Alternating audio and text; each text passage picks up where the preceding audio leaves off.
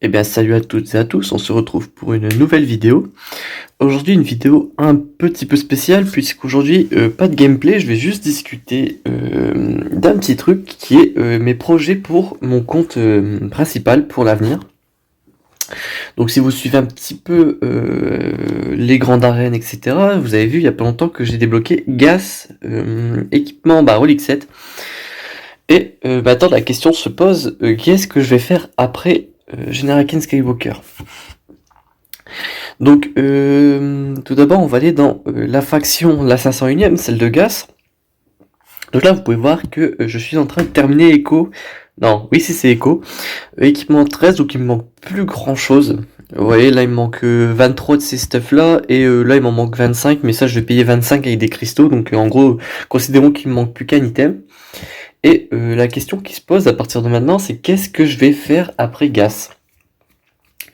Donc je vais trier déjà mon inventaire par puissance, ça vous donnera peut-être une meilleure idée, un meilleur aperçu. Donc là à l'heure actuelle j'ai à peu près tous les légendaires que je peux avoir en division 2, à savoir Gas, Malak, Dark Revan, j'ai Padmé, Revan, je l'ai peut-être déjà dit, j'ai Traya, Kenobi, bon bref tous les persos de raid, j'ai Vador, équipement 13 relique 4, j'ai CLS aussi, j'ai Yoda, l'Empereur, Throne, etc. Et là, quand je vais dans mon guide de voyage, juste ici, mais je me rends compte qu'en fait, à l'heure actuelle, je n'ai plus que les 4 légendes galactiques avec JKL, donc Chevalier Jedi Luke. Il me manque Beskar Mendo. Sinon, tout le reste, je l'ai. Les 4 derniers, c'est surtout des trucs de BT. C'est que de la bêta, des BT d'ailleurs, mais ça, je peux pas le farmer autrement qu'avec les BT pour le coup. Donc en gros aujourd'hui la question qui se pose c'est qu'est-ce que je vais faire. Déjà pour commencer, Beskar Mendo, je pense pas que c'est un perso que je vais farmer parce que des retours que j'en ai eu, en fait c'est pas un perso très très puissant en vrai. Ses prérequis pour le débloquer sont parfois quand même très intéressants. Je pense Mandaloria ou Griff Karga dans une team Chasseur de primes, IG et Quill qui sont de très bons vauriens, et Cara Dune avec une belle synergie avec Motma, mais le personnage en lui-même n'est vraiment pas ouf. La meilleure team que j'ai vue, la meilleure team que j'ai vue, Beskar, Mendo, Counter, c'est une Grievous, donc c'est pas très très puissant. Ça counter pas de GL, ça counter pas Dark Revan, ça counter pas Revan, donc c'est vraiment pas terrible.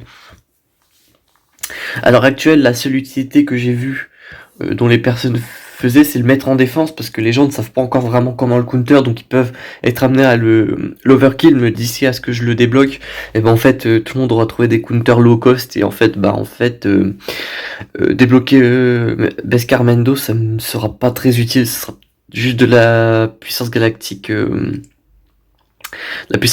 mise pour rien en fait. Donc aujourd'hui la question c'est en fait c'est pas vraiment une question parce que j'ai déjà la réponse, c'est que la seule chose qui me reste à faire c'est de fermer une GL, donc une légende galactique. Et la question c'est laquelle? J'ai déjà la réponse, mais on va faire comme si je l'avais pas et je vais en discuter un peu avec vous. Donc on va commencer par l'empereur. Donc on va faire une petite analyse de prérequis, etc. Et puis je vous donne mon avis. Moi j'ai déjà mon avis sur la question. Mais c'est vrai que ça peut être très important de quand même avoir en tête toutes les possibilités et tout ce qu'on peut y gagner. Donc il y a tout d'abord l'Empereur Éternel Sith. Je dois l'admettre, ces prérequis sont très intéressants parce que c'est des persos que j'utilise ou que je trouve très forts ou qui sont très utiles. L'Empereur Palpatine, ça reste un leader pour l'Empire très intéressant. Dark Vador, Relic 7, c'est un monstre. Le Garde Royal, c'est très bien pour la navette de l'Empereur. L'Amiral Piet, très très fort. Kranich, c'est vraiment la bête noire des prérequis. Vraiment pas terrible comme personnage. Je l'ai jamais vu utilisé par qui que ce soit d'ailleurs. À part peut-être Anald, le premier youtubeur de ce jeu, mais sinon jamais personne ne l'a réellement utilisé. Donc voilà. Dark Sidious, Dark Maul, Kondoku, ça peut être de bons personnages pour une team Sith, en BT pourquoi pas. En guerre de territoire, pas en BT, pardon. Le Marauder Sith sous Dark Revan, c'est vraiment une pépite. Le bombardier TU Impérial, il n'y a pas besoin de le mettre 7 étoiles, donc c'est déjà pas mal, mais en vrai c'est un perso, enfin c'est un vaisseau très intéressant pour counter les rebelles. Anakin, je l'ai presque relique 7. Thrawn relique 6, c'est pas mal, ça permet de le tanker, et sa fracture est très utile. Grand Moff Tarkin pour booster l'exécutrix, c'est très bien. Général Virs et Stark, ça fait partie de la team Imtrooper, donc vous voyez que les prérequis sont pas mal à part pour Kranich. Néanmoins, la GL en question, l'Empereur Eternal Sith, je la trouve pas très forte. Enfin, elle est très fun à jouer, ça c'est pas le souci. Hein. Son attaque en zone, une fois que vous avez activé l'ultimate, c'est très très fort. Ça permet de counter gas aussi, entre autres. Mais il y a plusieurs choses qui me dérangent, c'est que on sait jamais. Il y a comment dire, les personnages qu'on met avec l'Empereur Eternal Sith, soit ils seraient très forts dans une team à part. Soit on met des teams, des personnages pas très forts, soit ouais, ils sont utiles ailleurs, soit voilà quoi, ils apportent pas grand chose. Ce qui fait qu'en fait le seul personnage intéressant de sa team à l'Empereur Eternal Sith, en fait c'est l'Empereur Eternal Sith. En solo très souvent il permet de solo Tegias, comme je le disais. Mais en vrai le personnage, voilà quoi, c'est pas quelque chose que j'adhère très très fort, donc moi c'est pas lui que je vais farmer en premier. Donc moi j'oublie, je pense que c'est même la GL que je farmerai en dernier. C'est pour dire. Rey, tous les personnages de la résistance en clair. Donc pas mal, ça vous permet de faire au moins 2 teams de la résistance. En plus de ça, il vous force à débloquer le radius. Le radius, une fois cette étoile, vous permet de counter le malveillant. Donc ça peut être pas mal. En plus de ça, Rey est à mes yeux la GL la plus puissante en défense. Le nombre de compos qui existent avec Rey d'ailleurs, que ce soit en 3 vs 3 ou en 5 vs 5, c'est quand même assez important. Néanmoins, moi, c'est pas une GL qui m'intéresse plus que ça parce que je trouve le gameplay pas très plaisant. De plus, elle counter pas toutes les GL à elle toute seule. Elle peut être counter très facilement par Vador. Enfin, très facilement, c'est assez relatif, mais vous m'avez compris. Certains prérequis me débectent un peu. Je pense à Rostico, le pilote de la résistance, Poe tout court, Poe Dameron. Vraiment quelques personnages qui méritent. Donc vraiment pas une GL qui m'intéresse. Et surtout, c'est pas la plus fun, et la plus utile d'ailleurs. Ensuite, on a GML. Alors ça, je vous avoue que j'ai très longtemps hésité à farmer GML et SLKO, donc Supreme Leader Kylo Ren. En fait, ça a été vraiment entre ces deux légendes galactiques que j'ai hésité. Et on va vraiment passer en revue pourquoi d'ailleurs. Et je vous dirai vraiment ce qui a été déterminant dans le choix de mon farm. Donc Obi-Wan Kenobi qui est très utile pour le counter Revan Lead avec JKL à côté. Donc ça aurait été très intéressant de le farm. Rey qui aurait été utile de toute façon pour farmer Rey Galactique. C3PO, un personnage dont je me sers beaucoup, Mot qui est un leader très intéressant pour redorer le blason des combattants rebelles. Je pense à Poe, à l'éclaireur rebelle de Hoth, à Cara Dune notamment. C'est ce que je vous disais en parlant des prérequis de Beskar Mendo. 3PO et Chewie qui sont qui est plutôt, puisque c'est un seul et même personnage, qui est un personnage très très très très puissant sous CLS. Donc ça aurait pas été un problème, ça aurait même été excellent à farm. Ensuite il faut JKL, donc Chevalier Jedi Luke, donc le personnage, l'autre légendaire dont je vais parler après. RDD2, un personnage très intéressant. Han Solo et Chewie, je m'en sers. Le High Wing, je l'ai déjà. Princesse Leia pour mettre Swagbar avec ses 3 PO pour faire la machine gun. Ça peut être pas mal pour clear... une team clean-up, ça aurait pu être pas mal. L'Armite Yoda, vous avez peut-être vu ma vidéo sur le Triumviracide, je m'en sers beaucoup. Wedge pour son vaisseau, son renfort est assez intéressant, on va dire. Biggs pour la Team Home One, très intéressante. Et Lando Calrissian, de toute manière, il faut le farmer pour JKL. Et donc JKL, juste ici, donc lui aussi, il lui faut des prérequis.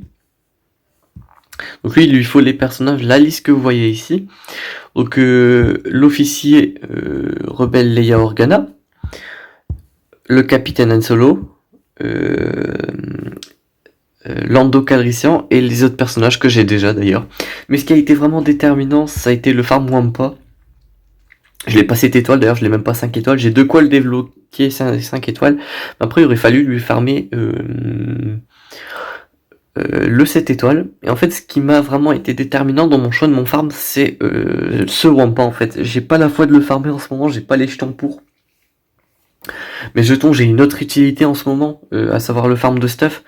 J'ai quelques persos que j'aimerais passer équipement 13 avant la division 1, donc ça je vais en parler dans quelques instants. Mais ouais, il aurait fallu que j'investisse dans ce personnage et j'ai pas vraiment les jetons pour. Heureusement, il y a quand même cet événement où il faut utiliser vos chasseurs de primes, la prime galactique, où vous pouvez farmer 20 éclats par 20 éclats, donc ça me permettra d'économiser quelques jetons le jour où je farmerai le Wampa. Mais vraiment, ça a été problématique puisque c'est vraiment ça que j'ai pas envie de farmer pour le coup. Et du coup, on en vient au dernier point, c'est le Supreme Leader Kylo Ren. Ça va vraiment être lui que je vais farmer pour plein de raisons que je vais redire, parce que j'avais déjà fait dans une vidéo où je débattais justement de quelle légende galactique farmer si vous vouliez le farmer dès le début. J'avais donné vraiment mon avis en détail, mais là je vais le refaire, et j'ai même corrigé quelques bêtises que j'avais pu dire dans la vidéo à l'époque. Donc voilà. Donc là déjà tous les prérequis concernent le premier ordre, à part un seul de mémoire, non 2. Mais voilà. Donc là on va directement aller voir dans mon inventaire, ça ira plus vite, ça vous donnera un meilleur aperçu. Premier ordre, c'est juste ici. Donc voilà, il vous faut farmer tous ces personnages là pour le premier ordre. Ici, il n'y a pas un perso qui m'horripile, on va dire, parce que c'est tous des persos que j'aime bien. Moi, le premier ordre, c'est vraiment une faction que j'affectionne particulièrement. Et vous avez peut-être dû vous en rendre compte, que ce soit dans mes défenses ou dans mes attaques de grande arène. Mais voilà. Donc, Kylo Ren sans masse, ça reste quand même le tank par excellence du premier ordre. Je m'en sers beaucoup avec Wattembor et l'exécuteur pour counter tout ce qui va être sœur de la nuit. Donc moi ça me dérange vraiment pas de le farmer, j'en ai besoin, donc c'est pas un prérequis dérangeant. Kylo Ren, le gear, ça me sera très utile pour counter tout ce qui est Ancienne République, donc les solotages, voilà. Donc ça me dérange pas. En plus, vous avez vu que ces deux personnages sont déjà bien équipés. J'aime beaucoup Hux. C'est un personnage qui est, je pense, le personnage le plus irritant du premier ordre. Pas à farmer, mais à affronter en tout cas. Parce que quand vous avez son Zeta, en début de combat, si tous les alliés appartiennent au premier ordre, vos adversaires ne peuvent pas gagner de jauge de tour tant que Hux a l'avantage. Donc ça empêche les counters de style réentraînement du Jedi, la team résistance qui gagne beaucoup de jauge de tour grâce à l'exposition. Donc Hux, il est vraiment relou. En plus de ça, quand vous avez le Supreme Leader Kylo Ren, vous devez split vos teams en 2, voire en 3, voire en 4 si vous faites des solotages, voire peut-être même en 5. Mais bon là, on va peut-être éviter de rentrer dans le détail, c'est peut-être un petit peu plus technique. Mais son leader est très intéressant. Parce que voilà, plus 50% de dégâts supplémentaires, c'est énorme je trouve. Ouais, en plus il y a de la contre-attaque, etc. Donc c'est très intéressant un Hux lead. Donc ouais, vous pouvez faire un Supreme Leader Kylo Ren lead avec un crew en leader, donc Kylo Ren L-Max en lead, et un Hux en lead. Bon, ça vous fait 15 persos en tout, un petit peu compliqué, mais en 3 vs 3 ça se fait très largement. Donc voilà. Donc voilà, Hux c'est un personnage que j'adore. En plus de ça, avec plan perfide, il peut donner de la charge de tour à son allié. Donc très pratique quand vous avez Kylo Ren, Supreme Leader Kylo Ren, quand vous avez le Soldat Sith avec, qui est quand même le main damage dealer du premier ordre. Vous avez le tir à câblant aussi qui invoque tous les alliés du premier ordre, donc ça c'est ouf. Et le tir impérieux qui fait quand même pas mal de dégâts je trouve. Ensuite on a Exécuteur, un personnage que j'affectionne énormément. Ça a été très longtemps mon personnage préféré sur le jeu. Parce qu'il a une mécanique très intéressante. Voilà, donc là c'est le bonus de santé. Et en fait, plus l'exécuteur a de santé, plus il va frapper fort. Donc si vous avez déjà essayé le Kylo Ren sur le char, ça peut être très marrant parce que vous allez voir que ces dégâts augmentent au fur et à mesure des tours. Et moi j'arrivais à équipement 11 à rentrer des claques à 150 000, donc pour vous dire, c'est pas dégueu. Donc voilà un personnage que j'affectionne, très pratique pour counter les sœurs de la nuit. Et en plus de ça, c'est un Stormtrooper. Ça, c'est très important à noter. Généralement, dans le jeu, les personnages qui sont très forts, c'est surtout les personnages, on va dire, légendaires, les personnages principaux des films. Alors que là, c'est un personnage qui apparaît peut-être même pas 2 minutes dans le film, et pourtant, il est très fort sur le jeu. C'est quelque chose que j'ai noté, et que je trouve plutôt cool, pour le coup, de voir qu'un personnage tel qu'un Stormtrooper peut être aussi bien représenté dans le jeu, je trouve. Donc voilà. Ensuite, l'officier qui donne pas mal de bonus lors de bataille, qui donne à l'avantage un bonus d'attaque et un bonus de ténacité, si je dis pas de bêtises. Bonus de ténacité, on l'a, on dissipe tous les affaiblissements, c'est ça. Bonus d'attaque pendant 3 tours et l'avantage, ouais, c'est ça. En plus, ça booste la jauge de tour, donc c'est très bien. Donc c'est vraiment pour la principale utilité que j'en ai, de l'officier. Phasma, la marche victorieuse, qui remplit la jauge de tour de ses alliés, donc c'est cool. En plus de ça, elle a un lead, donc vous pouvez faire Phasma lead si vous avez justement plusieurs teams à faire. Vous avez le soldat Sith, et là je vais corriger quelque chose que je disais dans ma vidéo, un peu débat on va dire.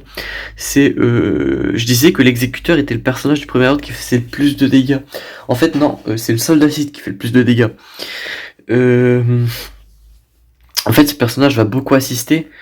Est-ce qu'il y a quelque part où c'est écrit justement pourquoi ça fait de l'assistance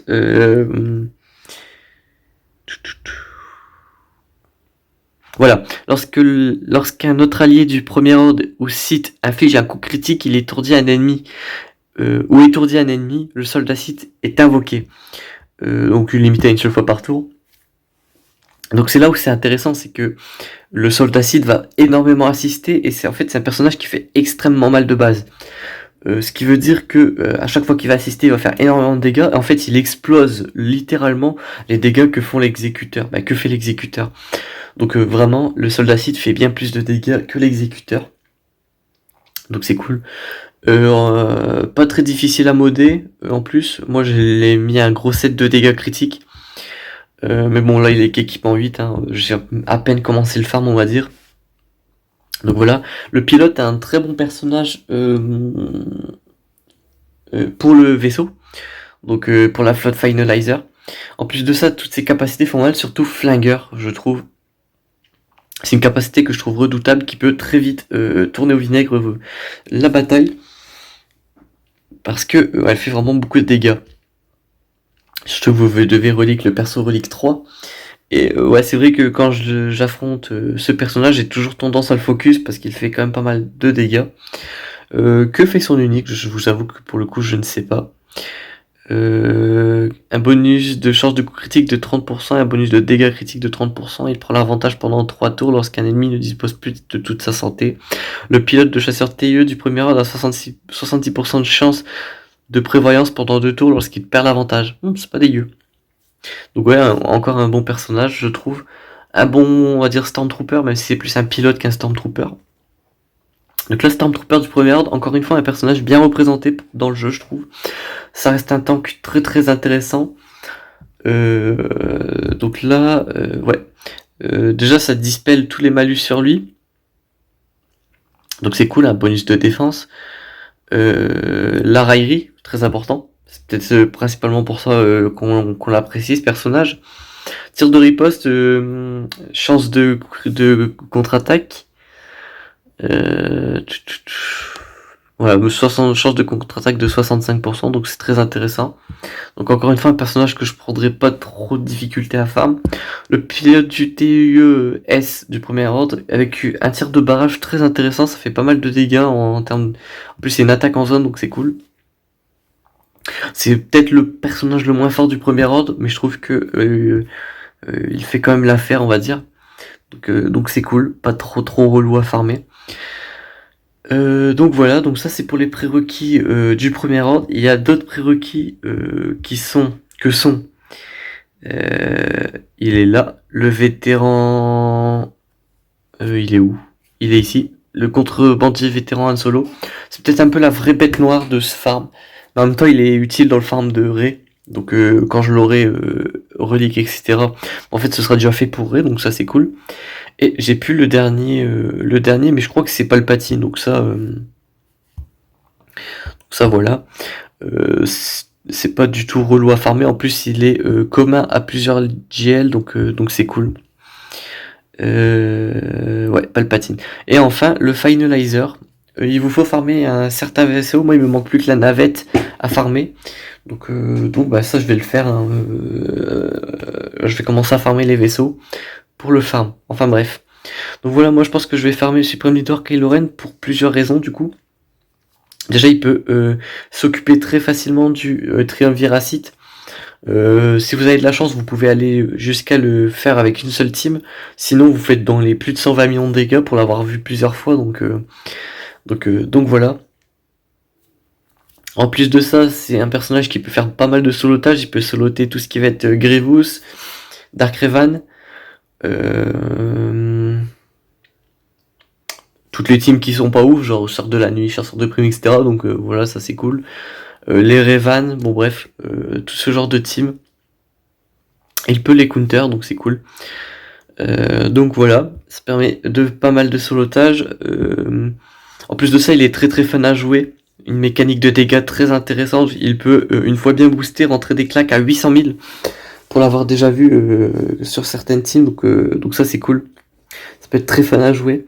L'ultimate en plus qui est vraiment cool. L'état invulnérable entre 1 et 3 tours en fonction de comment vous avez chargé la jauge d'ultime. Donc pour tout ce qui va être raid, etc. ou contre des teams qui font pas mal de dégâts, arriver à un certain stade, ça peut être cool. Ou pour tanker des ultimates d'autres GL, je pense à celle de Rey par exemple, activé au bon moment, vous pouvez tanker totalement l'ultimate de Rey puisque vous êtes invulnérable du coup. Donc voilà, en plus pour la bataille de Geonosis, ça peut être très intéressant. C'est un 4 sur 4 assuré, donc pourquoi pas. Hein. Donc ça, voilà les raisons pour lesquelles je veux farmer Supreme Leader Kylo Ren. Hein. Vraiment la GL la plus cool à jouer. J'ai longtemps hésité avec Maître Jedi Luke, comme je vous disais, mais j'ai pas le Wampa. Donc bon, au moins le problème il est réglé. En tout cas, faut savoir que JML ce sera la deuxième GL que je farmerai. Ensuite ce sera Rey pour le Radius, très intéressant. Et enfin je terminerai par l'Empereur, puisqu'il me restera plus que ça à farmer. À moins que d'ici là ils sortent d'autres GL et que mon plan change, mais pour l'instant je me maintiens sur cette idée. Donc pour ce qui est des farms, ça dure entre 6 mois et 8 mois de farmer une GL à mon niveau, on va dire. Vu que j'ai pas accès au top 1 de l'arène des escouades, néanmoins j'ai accès au top, on va dire top 3 de l'arène de la flotte. Ça dépend des jours, à des jours je suis deuxième, troisième, premier, etc. Ça varie, mais j'arrive quand même à faire pas mal de cristaux du coup, et ça me permet d'avancer assez vite. Donc voilà, en plus j'ai déjà une petite base d'équipement déjà faite, donc c'est cool, donc c'est parfait. Je parlerai très probablement de mon farm de temps en temps, histoire de dire où j'en suis. Mais voilà. Mais je n'ai pas réellement encore commencé le farm puisque j'ai quelques petits soucis à régler avant. Tout d'abord, j'ai besoin de terminer le farm du pilote, d'un pilote. Juste ici, vous voyez, hop, j'achète des éclats en direct. Puisque ça c'est le dernier perso qui me manque à passer cette étoile. Je l'ai que 2 étoiles du coup. Mais ça avec tout ce qui va être raid, bataille de territoire, je vais récupérer énormément de jetons. Donc ça c'est vraiment une question de semaine avant que je l'ai, peut-être 1 ou 2 semaines et je l'aurai déjà cette étoile, je sais pas. En fonction des refresh de boutique surtout en fait. Mais en fait aujourd'hui, si j'ai pas encore commencé SLK Or, c'est parce que j'ai quelques petits trucs à régler avant. J'ai quelques persos que j'aimerais bien farmer. Déjà il me faut Grievous, équipement 13, je vais le passer au X5 je pense, pas 7. Parce que déjà je commence à farmer le malveillant, j'ai fini le négociateur 7 étoiles. Donc il me faut les éclats, donc d'ailleurs je vais en acheter 5 encore, parfait. Donc je suis à 35 sur 145, donc il va me falloir un bon amiral, mais surtout Grievous. Vu que j'ai terminé l'événement Gas, j'ai déjà tous les druides, il manque plus que Grievous à up pour être avec une bonne team de druides séparatistes. Par contre le problème c'est que j'aimerais bien avoir tous les druides facilement sous les yeux. Druides, hop. Si je trie par puissance, tac, hop, bon, toujours pas, bon bref, ils sont pas dans l'ordre, c'est pas grave.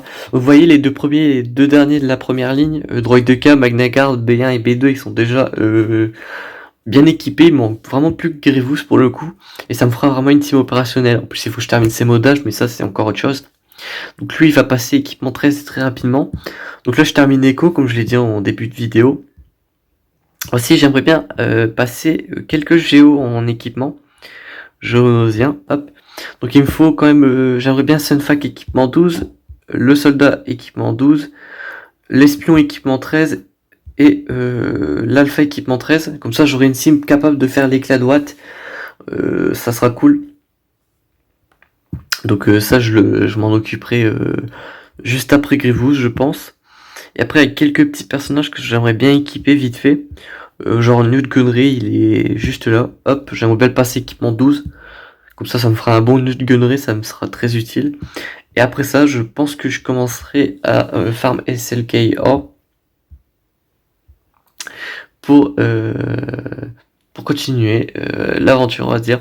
Je farmerai peut-être un peu Choupio et l'amiral Piet, mais ça c'est encore autre chose. D'ailleurs, HK, je peux le retirer de mes favoris, j'avais juste besoin de le passer équipement 12, et c'est chose faite.